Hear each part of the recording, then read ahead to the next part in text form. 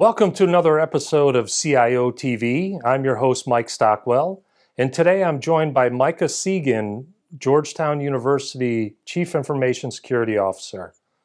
Hey, Micah, welcome to the show. Hey, good afternoon. How are you doing? I'm doing great. We really appreciate you being here today. Can you tell us a little bit about yourself and your role at Georgetown University as the CISO? Sure. I'm about to celebrate my 2 years at Georgetown. This is my first time in higher education. Before Georgetown, I spent most of my time in federal government, some active duty, and the rest as a government civilian. So this is a whole new world for me. Georgetown's been a great place. It's awesome. Unfortunately, I had to come in the middle of COVID, so it's been a learning experience for both myself and the university. But we're coming through it okay, and I think we can see some light on the end of the tunnel. Well, congratulations on your 2-year anniversary. Go Hoyas, right? So, Right. can you tell us a little bit about the differences maybe between the public sector and the higher education from a technology security perspective?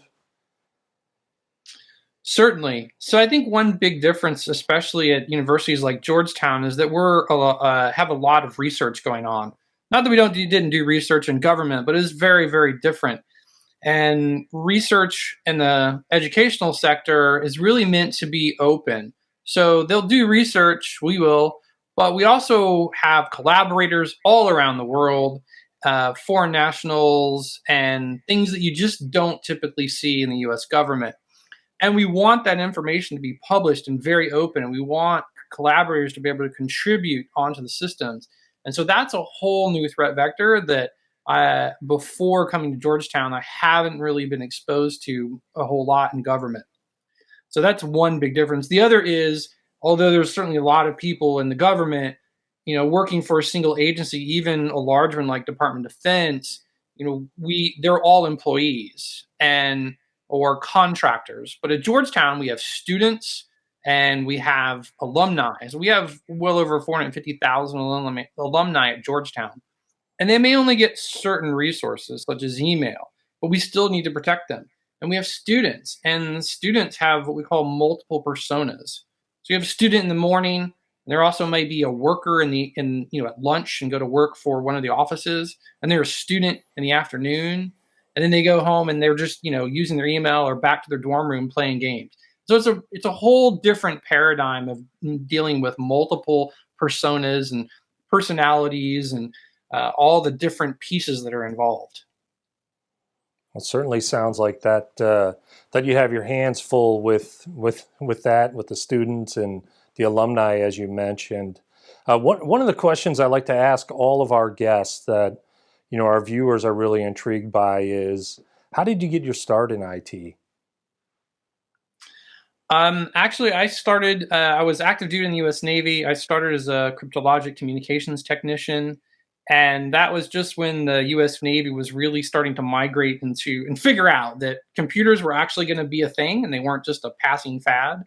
And so the military sent me to a lot of schools, a lot of education about IT.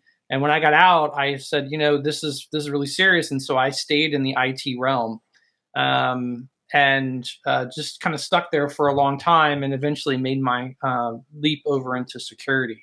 So. And I think that's true for a lot of people, is that we come from very diverse backgrounds. I mean, my undergraduate degree is in biology, has nothing to do with IT. I actually went back to school and got another one in IT. So it's everybody comes from really diverse backgrounds, and I don't see a huge number of people at the very senior level who really started out in IT. They usually start out somewhere else. Well, thank you so much for some very, first of all, a great conversation and some very useful information for our viewers. Again, I can't thank you enough for being a part of our show today. Sure, thank you. It's a pleasure to be here. Well, that's a wrap. We'll see you next time on CIO TV.